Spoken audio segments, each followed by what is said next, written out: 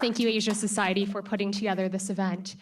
So I'm really excited for today's panel today. The topic is the rise of the two internets and the Great Firewall. So just to unpack a little bit of context briefly, in China, the internet regulation and censorship is perhaps more extensive and advanced than any other country in the world. Technology companies in China spend a lot of investment in AI algorithms that help with monitoring the internet, as well as hiring large teams to actually monitor the internet as well. If you contrast that with the United States, the First Amendment of the US Constitution largely protects against internet censorship and censorship by the government overall, and really highlights and focuses on freedom of speech and expression. There have been instances where the FCC and government has talked about being able to monitor the internet in ways that protect public safety, but compared to other countries and regions like China, it seems like the internet is largely unregulated in the US. We have a fantastic group of panelists that I'm very excited to introduce, who's going to speak on these issues, these two internets and how it relates to individuals, businesses, and broader global implications. So let me go ahead and introduce the panelists. So I'll start with Bing. So far end over here, he is the co-founder and chairman of the Gold House Foundation. I've had the chance to attend some Gold House events, and it is an incredible organization that convenes and recognizes Asian and Pacific Islander leaders across multiple industries, ranging from entertainment, fashion, sports, and tech. He's also an investor in various startups, and he was previously global head of creator development and management at YouTube, where he created a strategy for YouTube to work with 500 million plus content creators worldwide. So thank you, Bing. Alex over here is in the middle, is the founder and CEO of Applico. He's worked with Fortune 500 companies like Ford Motor being one of them. He also co-authored the best-selling book, Modern Monopolies. And I found a quote about the book by a venture capitalist at Union Square Ventures, which describes modern monopolies, unmasks what internet platforms are, how they work, and why they are important. So we're excited for your insights as well. And finally, Alistair over here is the co-founder of Young China Watchers, an organization that was started in 2010 and now includes 5,000 plus young professionals and leaders engaged in China affairs. He's also a product strategy lead at Facebook, focused on payments, shopping, and marketplace initiatives, although he is here speaking on an individual capacity and not as a part of Facebook. So don't ask any questions about Facebook for him. And previously, he worked at a hedge fund investing in technology companies. So the title of this panel is The Rise of the Two Internets and the Great Firewall. I'd like to start by asking you guys, how do you define the Great Firewall?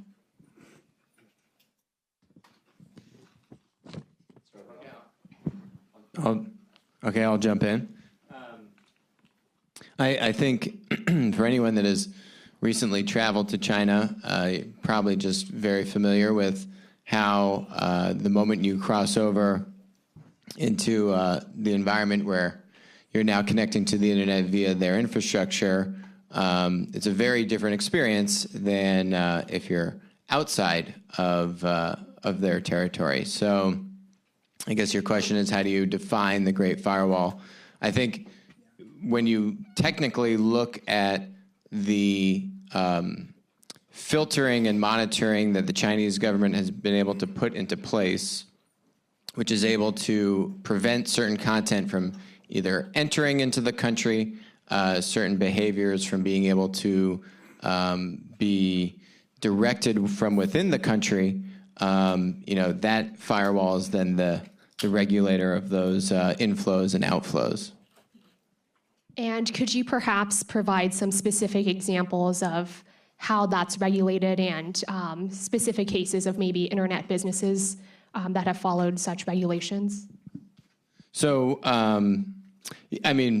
it's pretty expansive. I guess it depends on where we start looking at it. I mean, I think on one end of the spectrum, it's what companies are able to operate in China. So if you look at foreign companies that would then be looking to enter into China, then there's regulation around what that looks like, what is allowed, what's not allowed, right? So it's kind foreign companies that can then enter the market on one end of the spectrum. On the other end of the spectrum is then if you are, say, a domestic tech company, and what do you need to put into place in order to have the right regulation and filtering that you are complying with the regulators' agenda. And so you've seen that end of the spectrum pick up a lot of speed just in the past few months, where there are plenty of articles about how the large tech companies, the Alibabas, the Tencents of the world in China, the regulators are now putting entire teams inside of these companies to help monitor how these respective companies are enforcing the different provisions or complying with those provisions. So, and then in the middle of that, there's a lot of back and forth. But those would be, I guess, how I'd break down the two ends of the spectrum. So another question is specifically with these restrictions that China has placed, like how has that affected or benefited Chinese businesses like Alibaba, Baidu, Tencent, for instance? Would WeChat have emerged in China if, say, for instance, Facebook or Google had a presence? Yeah, I can take that one quickly. Yeah, that's a huge question. And obviously, we're dealing in counterfactuals and sort of unclear whether we could ever find the answer. I think, at least the way I think about this is that I really think there have been, to oversimplify, perhaps 3 eras of the Chinese internet. And the first one was sort of up until around 2000, everything up until around 2011, 2012, 2013, something in that space. And I moved to Beijing in 2008 and lived there through 2013, so it sort of coincides nicely with the end of that first era. And that first era, I think the theme or the meme associated with innovation and technology broadly in China was that China cannot innovate. It was constant conversations and discussions about the rigidity of the education system, the pressure placed on Gaokao, the high school exams, the lack of democracy, frankly, was all wielded and used as arguments that you would never see material innovation within the country. And we talked about, would you have to see democracy before you were able to see any real true innovation gain hold? And that really, for me, was an academic sort of debate, because at the time, the Chinese internet ecosystem was fairly immature, and you didn't see any dramatic examples of innovation, innovative companies. I mean, I remember very distinctly towards the beginning of my time in Beijing, ordering a plane ticket on Ctrip, which is the equivalent of a Priceline.com. And the option within the website, looks very similar, was you click purchase, and 45 minutes later, I remember very distinctly, a courier guy turns up to my office, hands me a paper ticket, and takes cash in return. And that's so sort of, I hate to use the word backward, but immature relative to the ecosystem that we see in the US. And so it was a debate when innovation would happen. And then in 2011, I think the watershed moment really that we didn't know at the time was the invention of WeChat by Tencent. And WeChat through 2011, 2012, 2013 started to gain momentum. And you started to see little features like, for example, in WeChat, one of the first interesting innovative features was the ability to hold the record button and speak and leave a sort of a voicemail. And now you can do that in WhatsApp and Messenger and all these sort of things, but that was first in WeChat.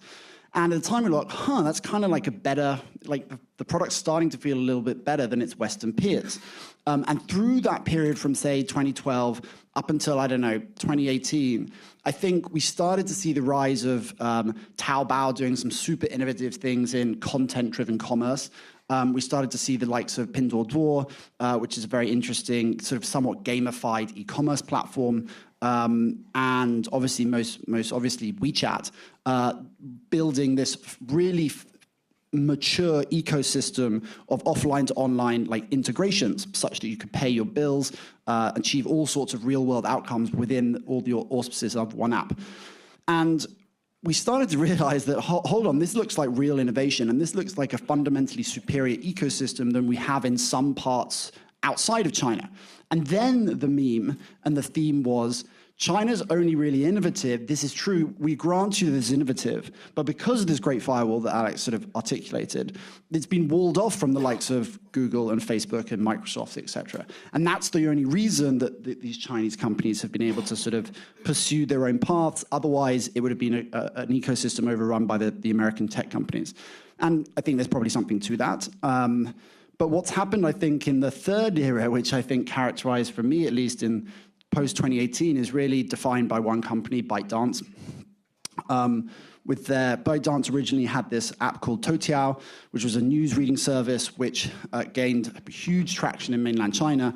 And then through a small acquisition of a company called Musical.ly, the rise of TikTok. I'm sure most people have heard of TikTok. They've been now some CFIUS attention. And for the first time, there's a consumer-facing Chinese company and app that is competing and, to be frank, out-competing its Western competitors outside the borders of China. And so no longer can you sort of rely and turn back and pull back on these arguments that it's about the Great Firewall and it's about protectionism. Now, Facebook, to be frank, and Google and the likes are competing with people like TikTok in India, frankly in America, in the UK, across a lot of emerging markets. And in many places, TikTok is a formidable competitor. 500 million people use it on a daily basis, but that includes people in China. 200 million plus, I believe the latest numbers of people using it outside of China on a daily basis, which is a huge number when you think about relative to, that starts to look like sort of Facebook scale. And so I think the question of like, can China innovate then now becomes redundant because TikTok, I think, on a daily basis starts to prove that it really wasn't the firewall necessarily, although perhaps it gave these companies some breathing space. It's an ability that we haven't seen before, and I think one that represents like a fundamentally different global ecosystem now that gives rise to these two internets, of a China-first internet and a non-China or maybe US-first internet. So Bing, I'm going to turn to you in terms of what has and hasn't worked well with internet regulation in the US.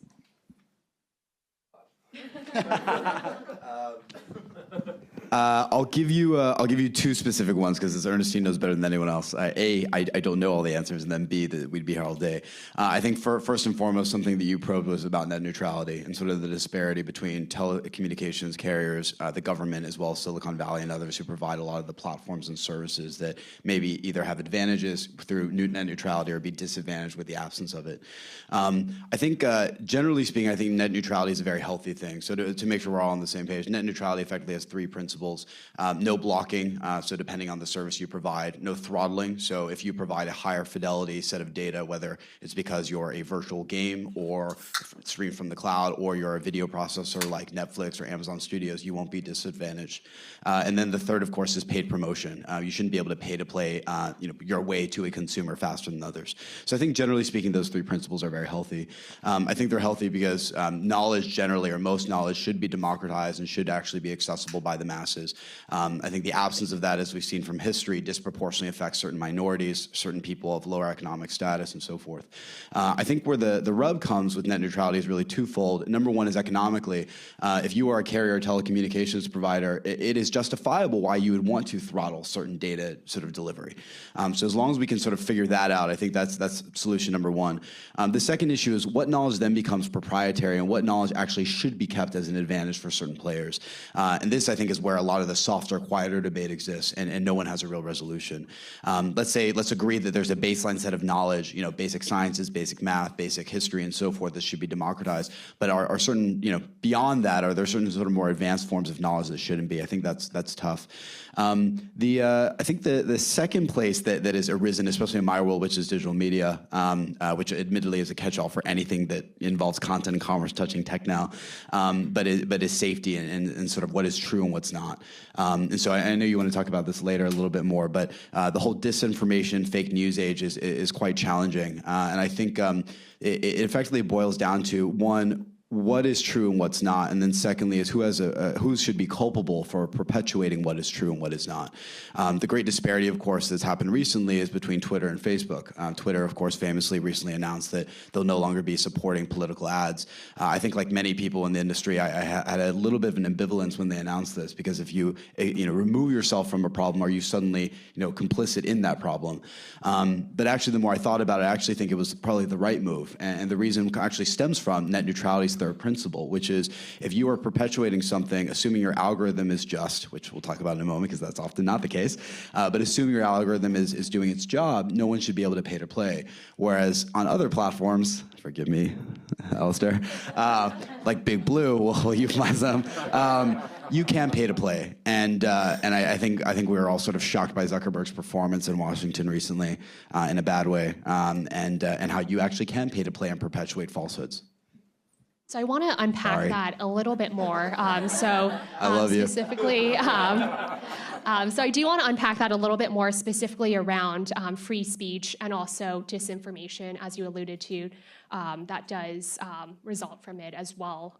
Kind of a question for the entire panel. So it's definitely a hot topic that's been in the U.S., especially with testimonies that have occurred in Congress over the last several weeks. There's an op-ed that was written by former Secretary of Labor Robert Reich in The Guardian a few days ago, in which I thought he summarizes it very well. He says, if they're unwilling to protect the public against powerful lies, they shouldn't have as much power to spread them. So he's referring specifically to technology platforms like Facebook and Twitter. How do we balance that, especially what are your thoughts in terms of the balance between free speech and disinformation as it occurs in the US? I have an answer. I'm trying to make it organized. Go ahead, Alex, first. So let's fragment this into where this is coming from and then what the solution is. So this is coming ultimately from two different places. The public and the press would like you to salaciously believe that a lot of platforms, specifically Facebook and YouTube, which are often noted, and to a lesser extent Twitter now, which are usually the two that are dogged by the government, that they want you to believe that this is purely coming from right-wing conservatives. I'm unveiling my political allegiance now, who are applying political as well as social pressure on these platforms. And in an effort to seem fair and sort of play the hand of Washington, these generally liberally run tech companies are trying to basically placate them, right? That's actually not necessarily where this is coming from. Where this is actually really coming from is a notion known as safe harbor. So safe harbor is probably the most important law governing content-based tech platforms. It effectively stipulates that I as a YouTuber, I as a Facebook and YouTube are humans, by the way, Asian humans. But it effectively, well, one was created by an Asian, but that's okay. But effectively stipulates that I am not responsible for the content uploaded onto my platform. And this, of course, is a defense mechanism because if something illegal, hyper salacious, whatever have you, is actually uploaded, not only does it affect advertising dollars, it could actually be illegal. And so the platforms basically have this law that says, no, we provide an open platform, that's not our doing. But if it is flagged and we're notified of it, we have a certain period of time, and therefore a legal responsibility to take it down. This law is incredibly important. There have been literally multi-billion-dollar lawsuits from traditional media companies, largely in the film, TV, and music space, who have perpetuated sort of this, and the tech companies want to adhere to that because they can't feasibly monitor every piece of content that comes onto their platforms, and so this is one of the true origins of the perpetuation of fake news, because if we're monitoring everything, A, it's impossible, and then B, if we actually monitor it, what are we actually monitoring, and do we have the authority to do so? So that's where this comes from. In terms of what the solutions are, I think of it in two ways. So as someone who actually helps scale the YouTube Partner Program and the community guidelines, I can tell you without picking on a specific platform that many of them are actually not following their community guidelines that they stipulate legally. And that's really unfortunate and quite unacceptable, candidly. One of the bases of the community guidelines, which does enable you to take down content, is if a piece of content or a piece of content, whether it's a video or a post, is actually physically, mortally deleterious to another human being or a specific group, it has to be taken down within a reasonable period of time.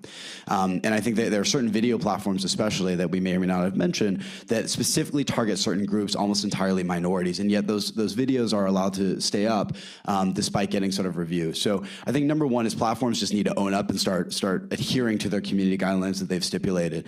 To push this even further, the difference to me between free speech and something that needs to be taken down is when it has an existential or mortal impact on the victim. So if you say the N-word online, and unfortunately, most of us don't actually understand this because we are not of the African diaspora and do not understand their lens. But that actually is mortally wounding because of the loaded history that is involved in that jargon, right? When you actually say that word, you're not just sort of demeaning someone. You are actually giving permission to things like lynching, to perpetuations of an injustice system that still exists to this day and so forth. That's a very obvious thing. The other big one that's perpetuated recently is the LGBTQA community. So there have been a lot of anti-gay, anti-lesbian videos on YouTube especially that have been allowed to sort of sustain. And if you look at certain stats of mortally wounding, that community in particular, especially youth, actually have the highest index of suicide. And it's because of sort of social movements like this in a bad way that have perpetuated that stat. So anyway, that's number one where we draw the line. The second thing I would say is we shouldn't be allowed to pay to play. I'm sorry. Yes, that's the other one. Sorry. This is the last thing I'll say, I swear. There are certain categories. So when you're governing a large platform, it's obviously impossible to govern billions of pieces of content, billions of hours uploaded. However, there are certain categories in certain regions that do over-index in more deleterious content. And so there are three categories that famously, in particular, are at best gray, at worst, highly deleterious. So number one is news, of course, right? News, I think we all know, unfortunately, especially in the West, is optimized for clickbaiting. And because humans love salacity, and because of our Darwinian defense and survival system, love when we see murder, love when we see, car chases and all these other sorts of things. So news is one. Second is, of course, comedy. Unfortunately, to lesser unwise minds, good comedy can often be prejudice. Now, woke culture obviously is correcting some of that, for better or worse, in the West, but that still perpetuates. And then the third are certain niche categories, particularly gaming and geek culture, where certain notions of misogyny and so forth are unfortunately endemic to that culture to date. So the punchline here for these platforms is if you can identify those three categories, and there are a lot of different ways to do so, not perfectly, but the majority of the time, you can start to over-index in your regulation of them. Of course, many of them have not done this, but that would be one solution. I can build on that. Monopolize on my monopoly. No, we're cooperating here. On the point about usage, right? And I think Bing makes a number of great points in that. Is where is that fine line? And it's actually under the Section 230 is this part of the law that Bing is referring to, that the safe harbor part of it, so you can be indemnified from having infringing content, but you can also then essentially take down or monitor or regulate, abusive content, these kinds of things. And I think bringing it back to Big Blue, but from a different positive lens, it was actually in June, Zuckerberg was at the Aspen Ideas Festival, and he was essentially kind of giving a plea saying, we want to be regulated. We have our opinions, we have our community guidelines. It's another thing whether or not they are enforcing them diligently or not, but we have created our own guidelines to try and figure out how to regulate usage, which was kind of that other end of the spectrum I was talking about in terms of the Great Firewall, that right end of the spectrum. So when it comes to usage, we have our own thoughts on how to regulate this or what's right or what's wrong. But the government, it's really the role of government to help chime in and bring guidelines or guidance as to what is appropriate or what is not appropriate, or what does infringe upon, say, free speech, right? And so he's actually made this plea multiple times since this speech to the Aspen conference, including in front of Congress. And I think those requests have basically gone completely unanswered. And I think that's kind of on the government and or reticence on their part. Multiple parties could certainly chime in and provide more guidance on that topic. Whether or not and how it's enforced is a whole other thing that we could get into about how do you actually enforce that? Do you give content creators an independent review if they feel like they haven't gotten a fair shake or a fair analysis? What are those different ways of recourse? That's a kind of a whole other rabbit hole that you could go down. But then the last point on this is when you look at this being a fundamental mechanism for these kinds of tech platforms to operate, this Section 230 has actually been included in our recent trade agreements with Japan and with the USMCA.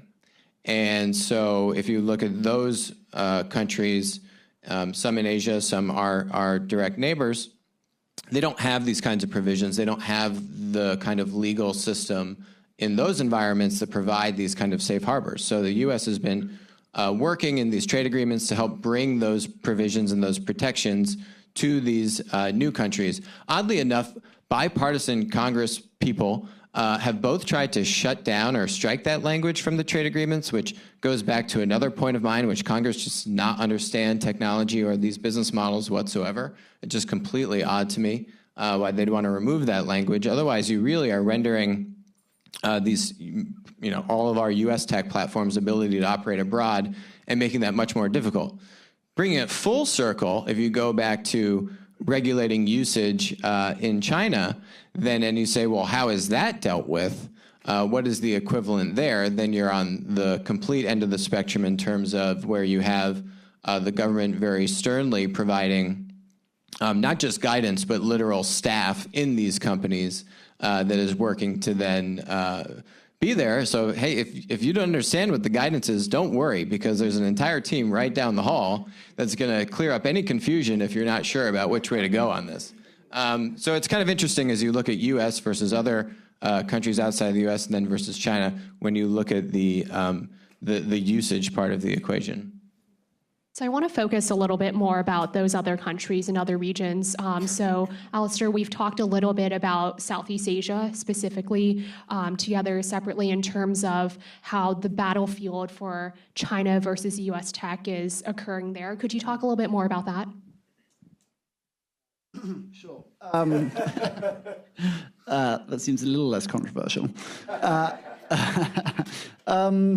So as I sort of alluded to, or as I said a while ago, I think that we have seen over the last couple of years in particular, but you sort of the writing on the wall up until then, really the rise of like truly globally powerful Chinese companies. We all WeChat is a household name more or less now, and is an archetype of this Chinese innovation that we now are holding up as like truly global leading type of company. And I think ByteDance and TikTok in particular, as part of the ByteDance empire, as I said, is very much at the forefront of this. I think that when you think about, if you abstract at 30,000 feet and you think about competition, there's a few different lenses to apply. And so is ByteDance, is Alibaba, or Tencent, are any of them competing with Google on search share? Not really. Are they competing with Facebook on messaging share? Not really. WeChat is hardly used outside of China. Are they competing with these companies in white space opportunities? And I can sort of define what that is a little bit more. Like 100% yes. And I think American tech companies and sort of global Western tech companies are eyeing particularly regions like Southeast Asia as genuinely, as Ernestine said, a battleground of where you're first starting to see Chinese tech companies and Western tech companies fighting for that white space opportunity. And so companies like Tencent, the owner of WeChat, is a huge gaming, it's basically a gaming business with a social media sort of messaging platform in the middle. They are highly active in Southeast Asia. They're minority investors in a company called Sea, which owns a Singaporean e-commerce company called Shopee. And this really represents like Shopee and Alibaba through their ownership of Lazada, which actually originally was a German, spun out of a German company called Rocket Internet. But Lazada and Shopee, to me personally, represent somewhat of the sort of future of e-commerce. They've done a terrific job of making e-commerce a little more social, I might say, a little more fun. If you think about in the US or the UK, the journey that we all go through in a sort of online shopping capacity, it's a somewhat like staid, boring, utilitarian type of experience. Emily Weiss, who's the founder of a DTC company called Glossier, has this wonderful, wonderful quote where she says that Amazon really solved buying, but in the process they killed shopping. And I think if you think about that, it's so true, because Amazon have done such a fantastic job of making the leap from when you know you want to buy something to that thing ending up at your doorstep through the integration of logistics and payments and all that sort of stuff. But they rely on a lot of other actors in the ecosystem helping you to form your opinion of what you actually ultimately want to buy. And this is the areas that Taobao, Pinduoduo, Xiaohongshu, Little Red Book in China are just so much more innovative and interesting than their Western counterparts. And these are companies that Western counterparts, I think, take a ton of inspiration from. And so, Amazon can't really, they can a little bit. Amazon, Google, and Microsoft, all this other people cannot really compete with these companies in China. And so you're not going to see a Facebook versus Little Red Book type of showdown in Beijing. Facebook doesn't play in China, as we all know. But, yeah, careful. But... You finally said the word Facebook. Oi, oi. But they are going to run into each other in Southeast Asia, and we're already seeing this every single day. And I think we look at places like India as like the largest market outside the US for companies like Google and Amazon and Facebook. And the rise of Chinese investment into India is just astounding. And in many second, third-tier cities across India and Southeast Asia, you're seeing Chinese dominance of these sort of companies and more day-to-day usage of Chinese company products than of their Western counterparts. And that's just like such a fundamentally interesting thing, because these Western internet companies haven't ever had any non-Western competitors. And I think emerging markets, but Southeast Asia in particular, is like the spot we're going to see it the most. So I don't know. I don't have a prediction how it's going to turn out, but I will say that Western internet companies, do admire a huge amount what these Shopees and Lazadas and Little Red Books, these China-influenced companies, like Grab is a great example, and Gojek in Indonesia, of companies that are trying to mimic the what's often referred to slightly simplistically as the super app strategy that WeChat enabled. And it's starting to look like a fundamentally different ecosystem. I mean, the final thing, and maybe to crispen that up a little bit, like, I think as we started to see real innovation happening in China, the key question that everyone asked themselves was, to what extent is this a China-specific phenomenon versus something that can be exported out of China? We've got the Great Firewall. We've got a unique set of infrastructure in China. It looks like a fundamentally different place on many perspectives than elsewhere. But like, is the success of WeChat and Little Red Book and all these sort of companies, is that a function of the fact that China's a little bit different, or is it something that can be exported externally and outside of the borders? And I think you're starting to see very real evidence that it's not something that's particularly unique to China. I think China has advantages that countries in Southeast Asia don't have around these sort of things. But Grab and Gojek, Lazada, Shopee, companies like this, I think are starting to mimic the way that Chinese companies perform and exist in China. And that is, frankly, a kind of a scary thing for these Western internet companies. So I'm going to ask one more question before turning it to the audience to grill our wonderful panelists. So just with regards to China and the US taking vastly different approaches in terms of regulating and monitoring the internet and its implication on technology companies, both China and the US are vying for technological leadership. And what are your thoughts in terms of how these different approaches have affected the larger battle for tech supremacy and global security implications?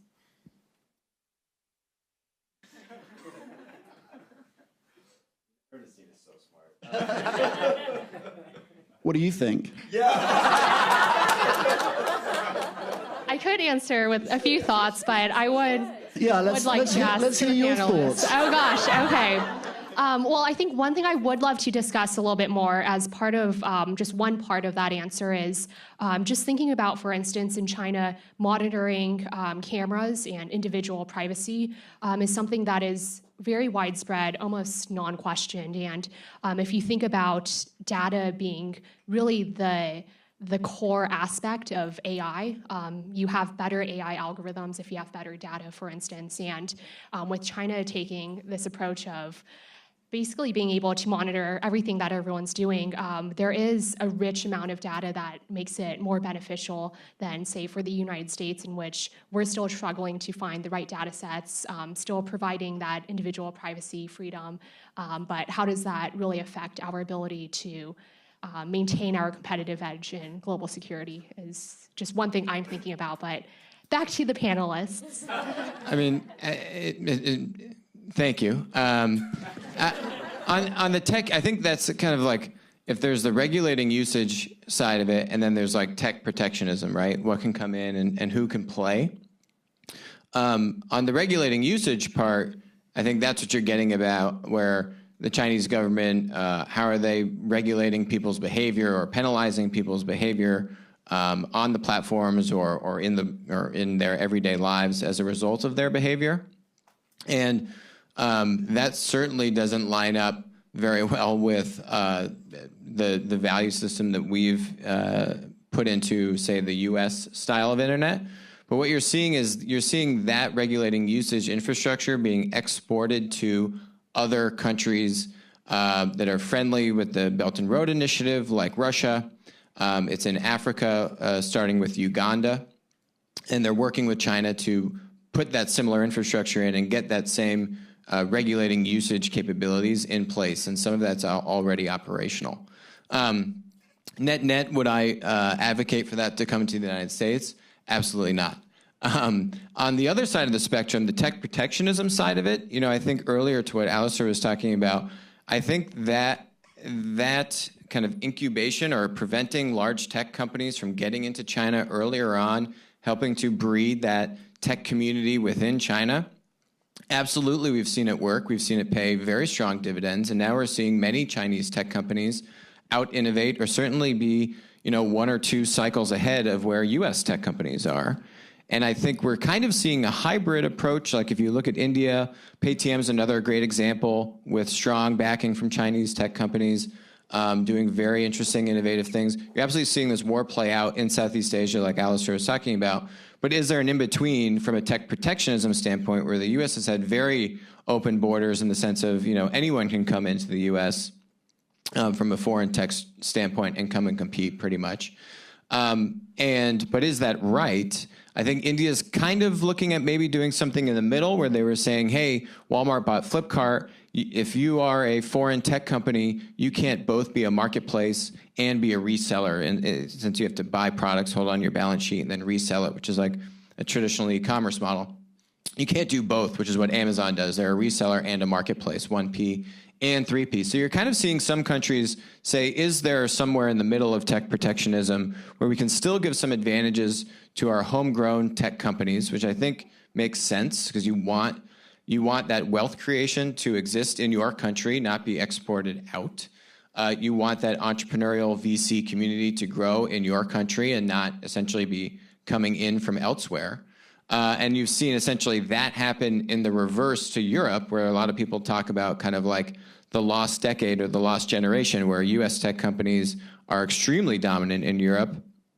We launched this ETF that chronicles all the public platform stocks. There's 70 of them globally. I think the U.S. is 65% of the platforms. China is like 25, going on. We're rebalancing it probably close to 30%. Europe is less than 10%. It really shouldn't be that way, but they had basically no tech protectionism. Will we see the U.S. embrace tech protectionism, and is that appropriate? I think we just heard this like U.S. ICA or some group said they're now going to review the ByteDance Musical.ly / TikTok acquisition, which happened a couple years ago, and they said it was never brought for their review. They're going to review it. Is that appropriate? Should we look at putting some controls on say Chinese tech companies coming into the U.S.? Perhaps. And we've certainly seen, I think, it work very well in China, although there are definitely downsides when it's done to that extreme. But certainly, I think it helped get them up and going. So great question. I don't know if that helped at all. So questions from the audience? Yes.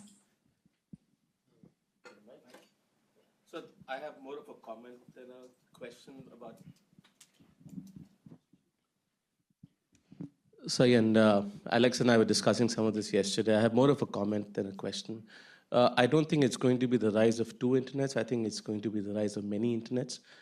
Protectionism is on the rise, tech protectionism. What we are seeing, for example, in India is that there's data localization mandates that have come in, especially for payments. There is going to be hard localization and not mirroring for the other sectors as well. There's a very strong pushback against the activities of global giants, not just those from the US, but also from China. And domestic companies are rallying together and coordinating and pushing back.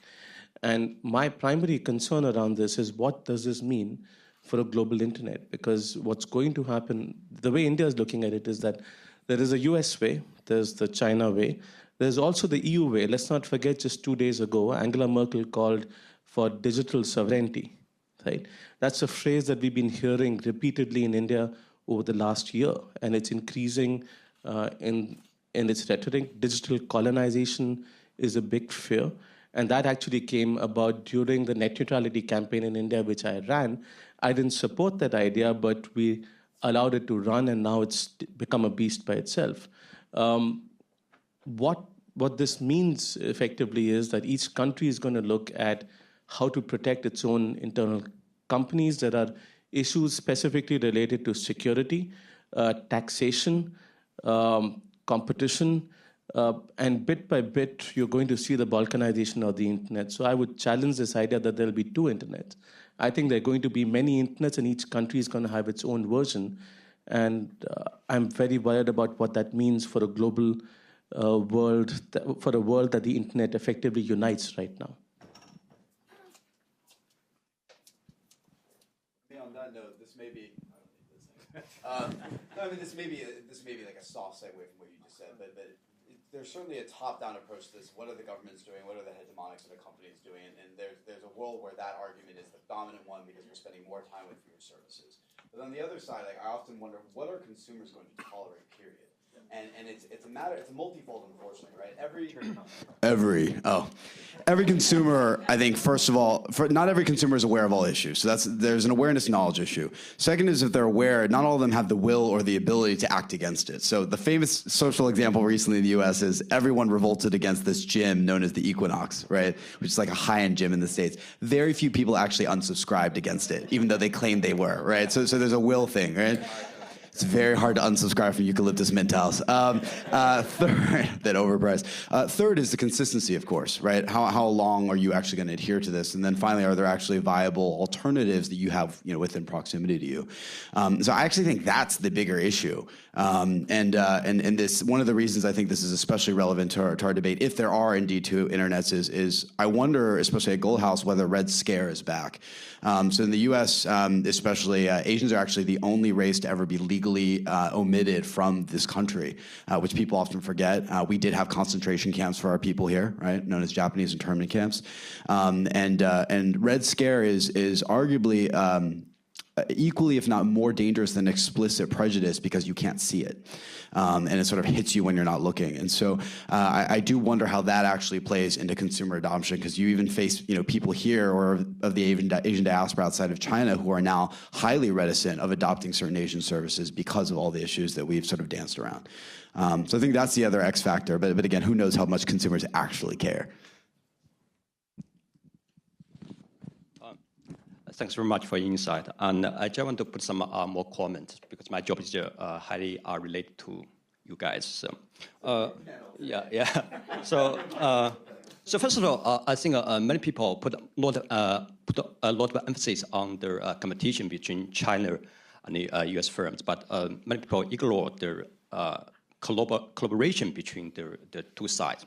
For example, now in China we are talking a lot about going global, Chinese firms going global. We call it Chuhai.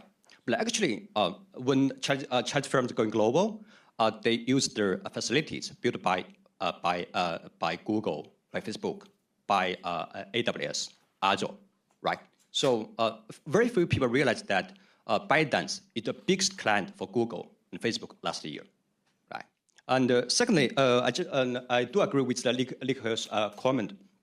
So there are not only two internet in the future. I think there are more than that. So, for example, in India, we have Ola, and also in Latin America, we have Line Taxi and also Nubank, or this kind of stuff. Yeah, and the U.S. firms is facing increasing challenge, not only from Chinese side, but from the local startup ecosystem. Yeah, thanks very much.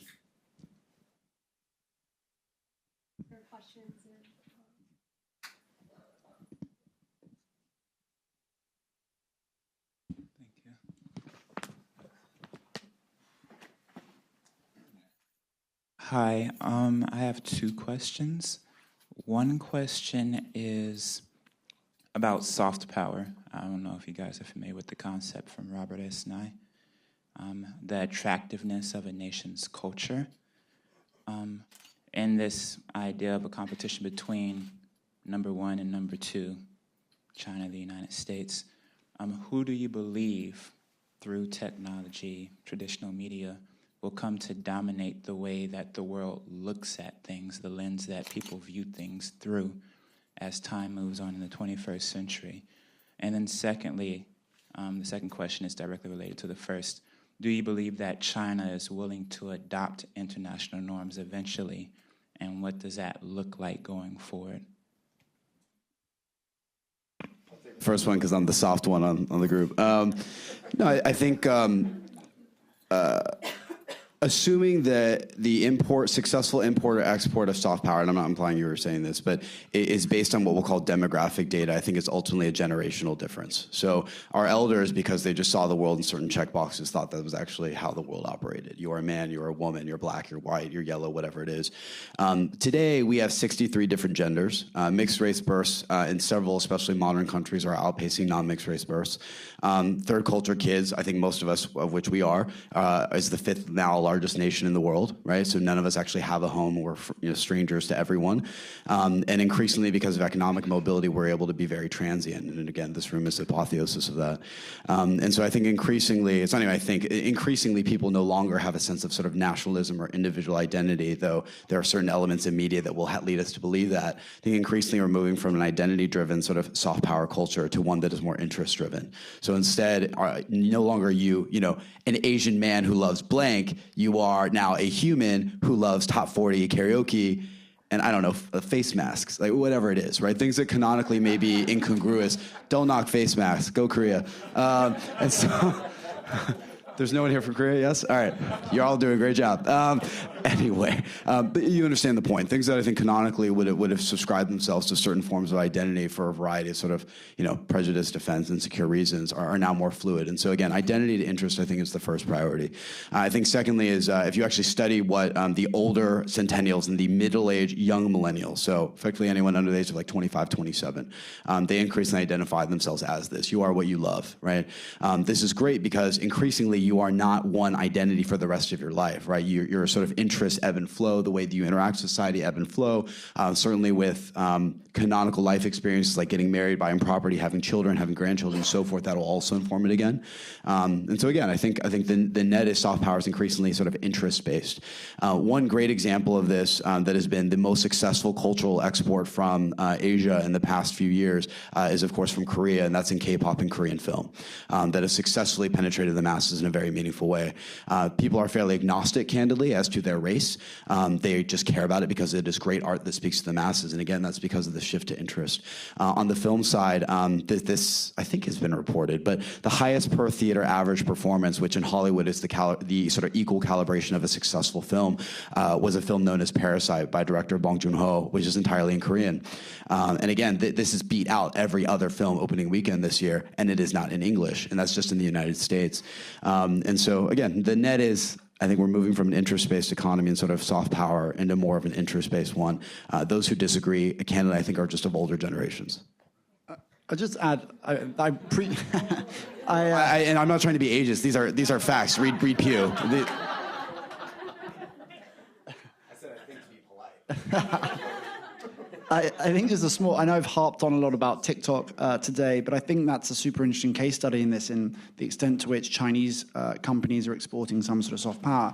Overwhelmingly, I haven't seen survey data on this, but my hunch would be that 99% of TikTok users, 200 million plus people around the world outside of China on a daily basis, do not know it's a Chinese company, right? And so most people don't know that Facebook owns WhatsApp, owns Messenger, owns Instagram, right? And most people, to be frank, don't care. They just use the product because it serves some sort of social need or social use for them. It provides some value. And I think when all these teens in particular in the US and elsewhere are using TikTok, to what extent is that shaping, is that soft power? It's not explicit soft power in the respect that people aren't using TikTok and saying, I have a greater affinity with China because I love the technology. But is on the back end, as we talked about, how TikTok, for example, censors all the stuff, all the instances, for example, going on at the moment in Hong Kong. There's no Hong Kong-related riots or protests that are covered, they're all censored out of the TikTok app. So what does that do? Is that still soft power in a more negative way? I don't know. I just think it's a super interesting phenomenon.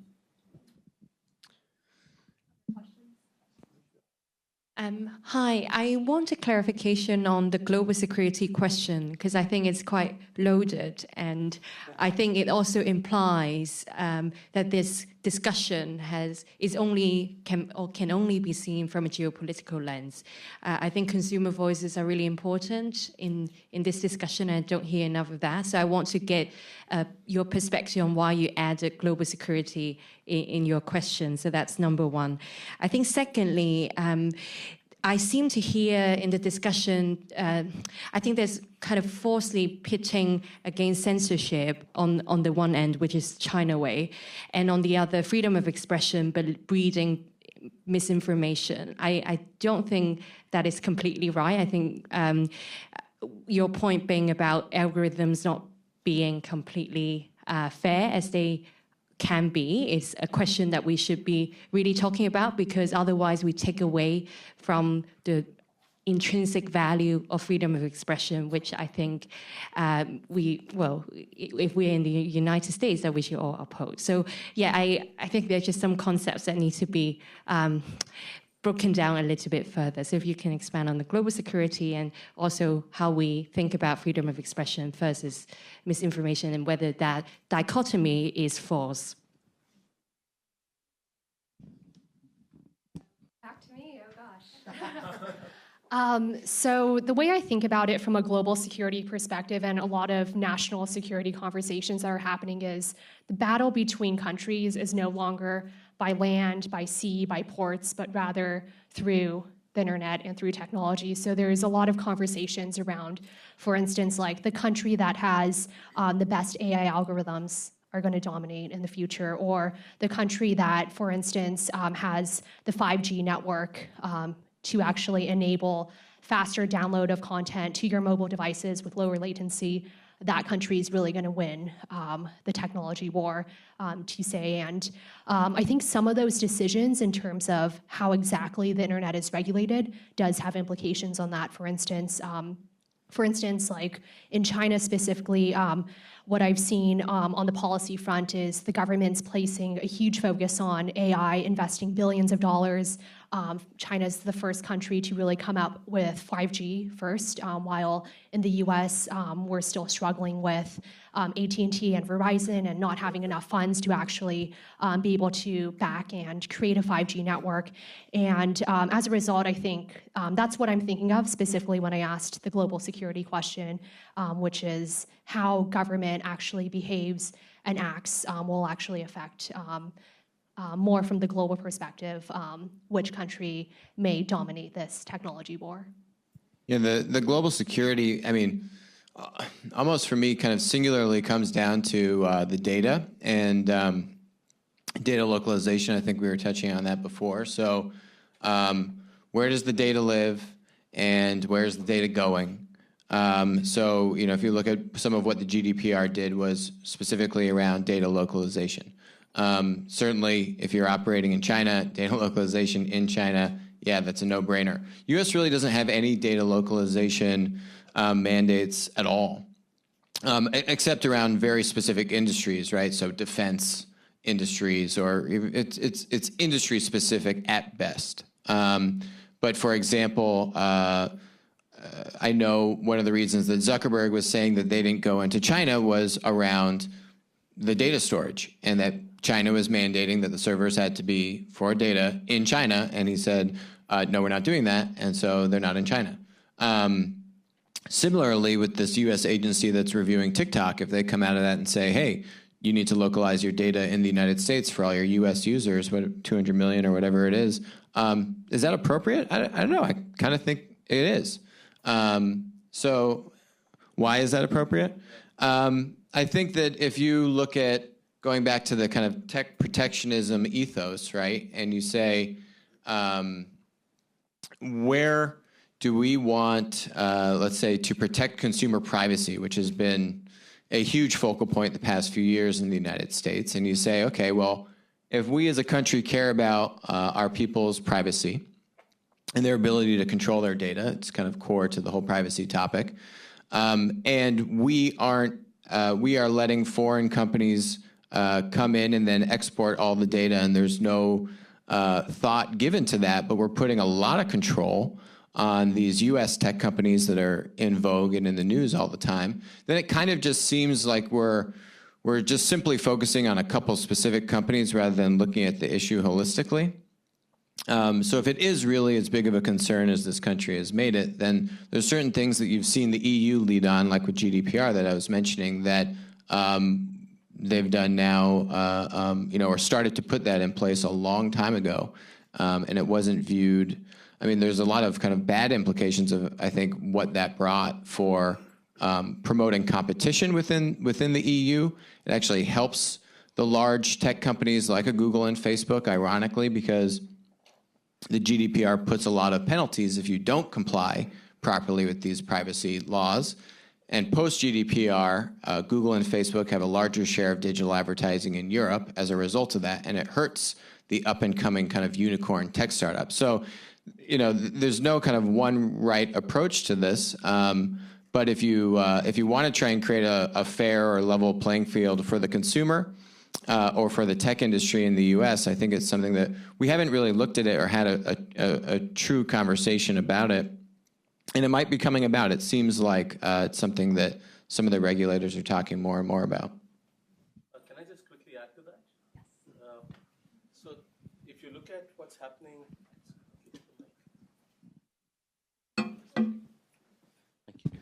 So I was a part of the India-EU Track 1.5 dialogue on some of this stuff, and I think one of the fears that was expressed was that if, let's say, you have a situation where the US imposes sanctions on India, MasterCard and Visa run most of our payment systems. What happens then? What happens to, let's say, and I think what's happened with Huawei and Trump, that's really that's made countries fear for whether, apps, governance systems, software, all of these things which are coming largely from US companies, whether they're going to remain operational in the markets, and does a single country have the ability to destabilize an entire economy just by imposing sanctions on technology? So I know that the companies themselves are going to push back against it, but in a geopolitical environment that's moved from multilateralism to bilateralism, where every interaction between countries is a negotiation, and you're largely ignoring global forums, there is this legitimate fear that the economy of a country can be devastated just by imposing tech sanctions. And I think that's something that we have to worry about going forward. I think obviously the big theme there is like global internet companies are structurally global, right? And the international governance is structurally not global. And those two things coming up against each other is like the friction points that we see all across the area. I think one, per your point on localization, data localization, that might solve some of it. It doesn't solve all of it. Like what the US government is concerned about is not necessarily where the data is stored, but who has access to that data under what set of circumstances. And the case of Grindr is like one of the most interesting examples, Grindr being the most popular gay hookup app and owned by a Chinese company. And so to what extent, and this is the sort of narrative that the US government is talking about, I don't know if this is valid or not, but the narrative is like, if it's owned by a Chinese company and it's very, very popular within the US, to what extent does that jeopardize national security if the Chinese government potentially has access to intimate messages between men and women at the highest levels of US government if they use that app? Like, whoa, like suddenly this like, hey, you used to be a government and have broader control over everything that happened between your borders. And now there are these global players that operate in a fundamentally different system, becomes, headlong into conflict with each other. Java as well, right? Right. Mapping out where military troops are walking around borders and in conflict zones. So the back of the room finally, whoops. Got the mic. My question is, given Congress's incomprehension around this whole area and its ineffectiveness in general, if there's going to be regulation, it's probably going to follow some existing templates. And the two that I see are represented by the FTC, which is more of a structural antitrust approach, and the FCC, which is more of a First Amendment content-based approach. I'm curious about the panelists' reaction to either one of those.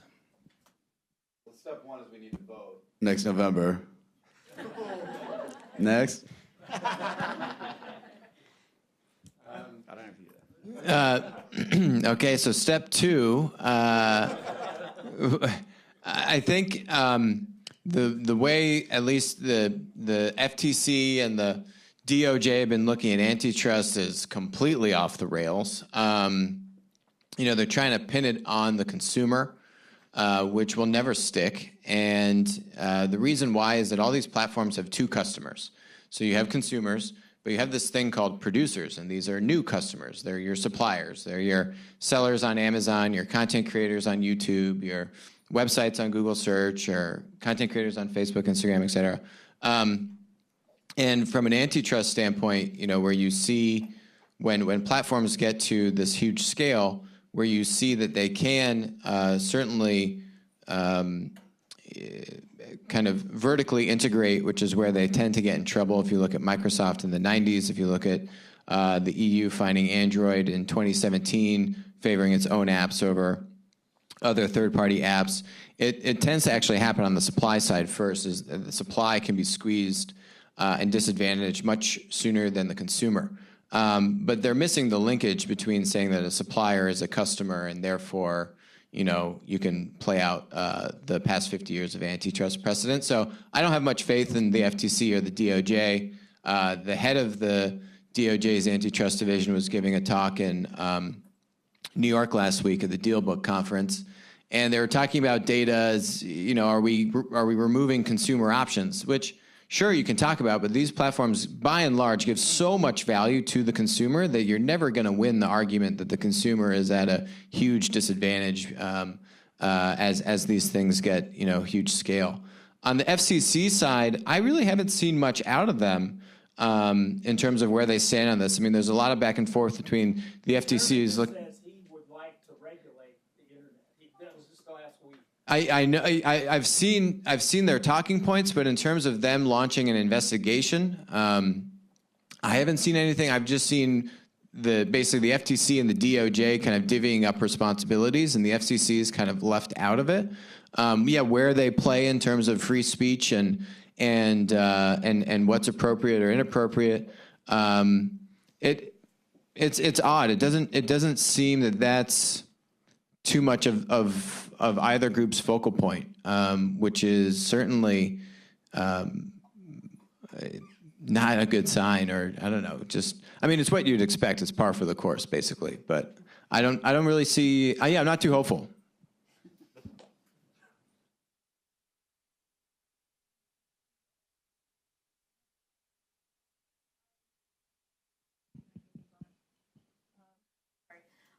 I've been sort of struck in the last 10 years or so how the conversation about the Great Firewall that we're having has shifted from being primarily focused on one of censorship to one that's focused a lot on surveillance.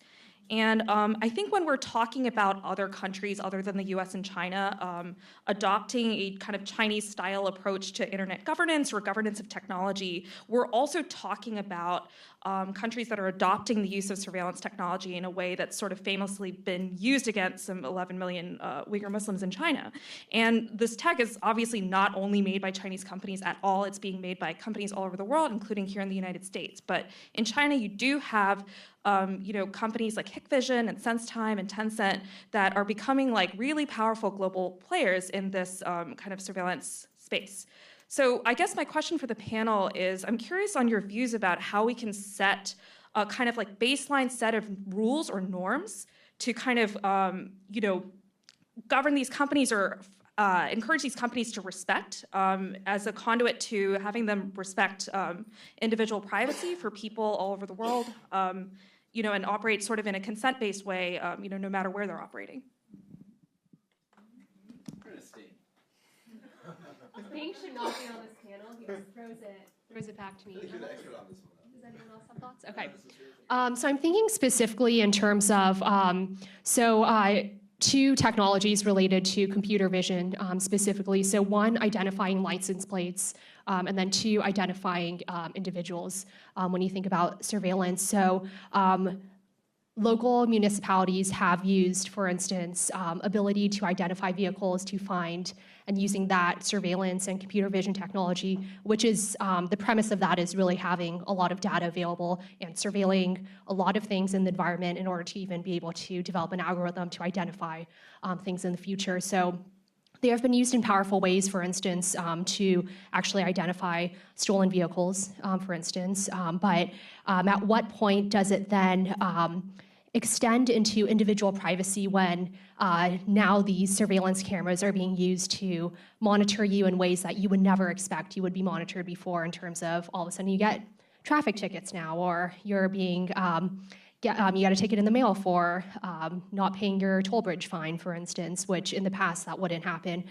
So that's kind of a smaller example. But then if you think about it in terms of massive databases that are used to collect photos of individuals and be able to identify people. On the one hand, that could be beneficial in terms of it was deployed, I believe, in India to actually identify missing children very quickly. But then now, for instance, like say you walk into China or Russia or any country, and all of a sudden the government's looking for you as an individual, and then within minutes you can be identified, and it's simply because there's a massive database of photos that you've uploaded on Facebook, or for instance, like I think actually in the US people can actually purchase DMV photos as well. So you just naturally go to the DMV, take your photo, and now you're in this massive database that anyone can purchase.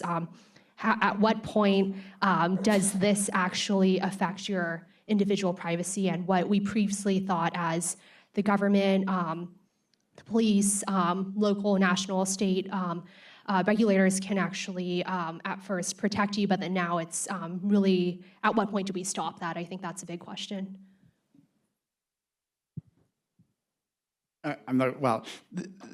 The additional lens I'd put is, like, from a consumer-facing company perspective, the most important thing is obviously that users are aware of what's going on, and that secondarily are obviously in control.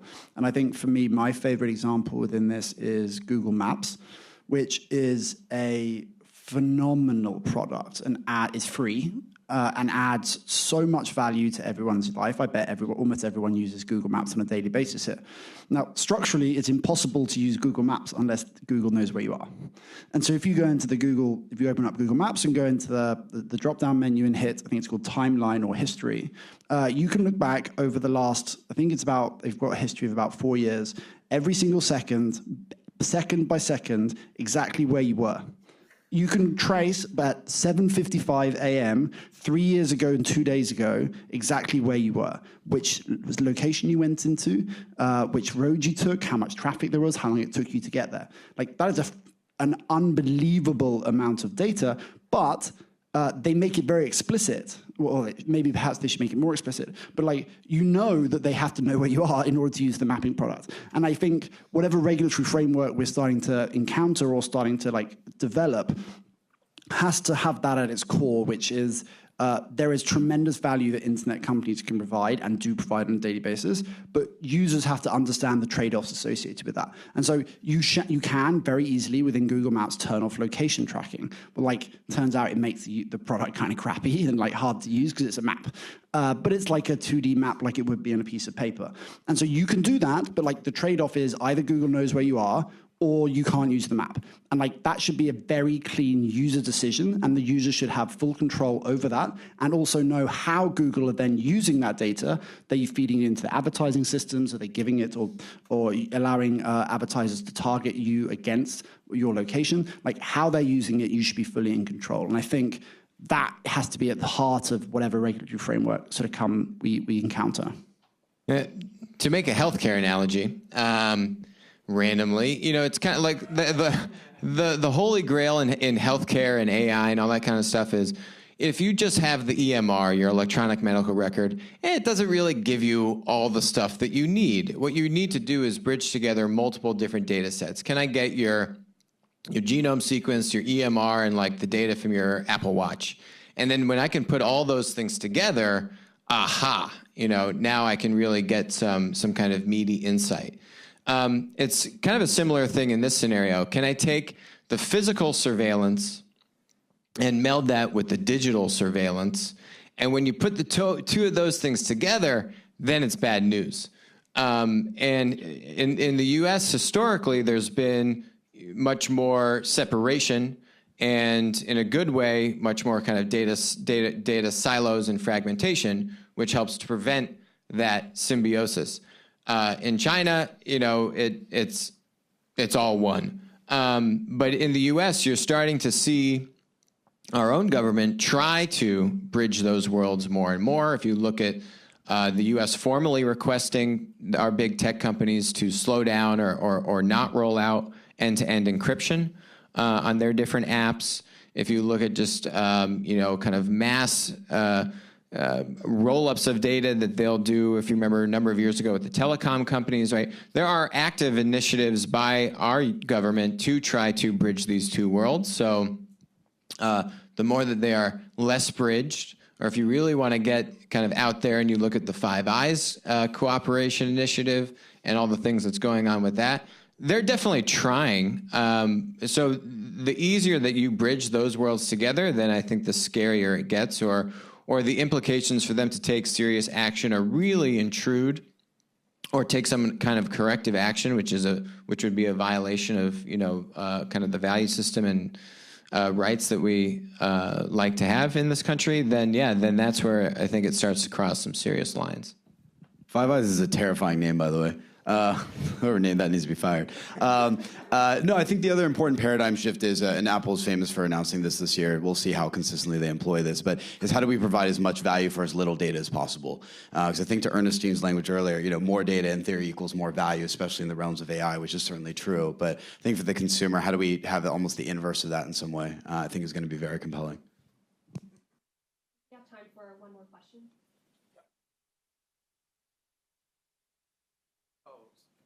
Thank you very much once again. My question is about, there is a book written by the US journalist, his name is Christian Davenport, and he wrote about, the book is called Space Barons, and he was writing about tech companies that were entering into the space sector, like Jeff Bezos and Elon Musk. Do you think that Chinese companies like Tencent and Alibaba are going to enter into the space sector in China? And will it lead to the not rise of two internet, but rise of two spaces?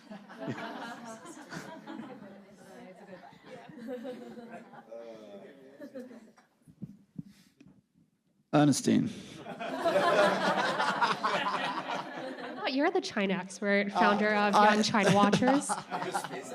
Yeah. I do not have an opinion on that, unfortunately. I have no idea. I think, I have zero value add there. I'm sorry. Well, actually,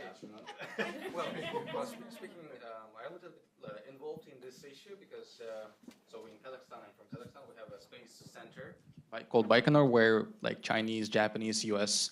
astronauts are being launched to the space. So for us, it's kind of strategic matter because we are quite between the Russia, China, and we have U.S. partners which are traveling to the space from us. So for me, it's kind of interesting question for the future. Yeah, I think it's interesting because space is one of those scientific achievements that we've seen collaboration with multiple countries collaborating on that. At first, it was really a battle in terms of who would get to space first, but then now if you talk to astronauts at NASA, astronauts all over the world, they're collaborating together, they're all learning Russian together, they're all working together to get to the next scientific achievement of getting an individual on Mars, for instance. But there's also huge security implications in terms of when we first saw the first consumer space companies pop up, and specifically satellite companies.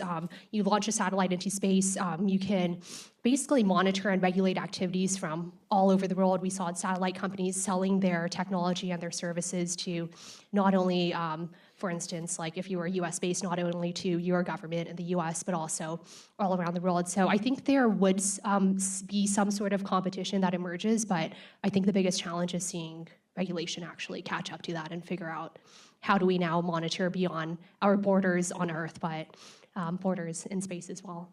So I want to thank our panelists for sharing their insights, and I think we can all say that really incredible insights and really thoughtful conversation. I think the conversation is yet to continue in terms of the rise of two internets, the rise of multiple internets, the rise of space, two spaces, three spaces, multidimensional spaces. So thank you to our panelists.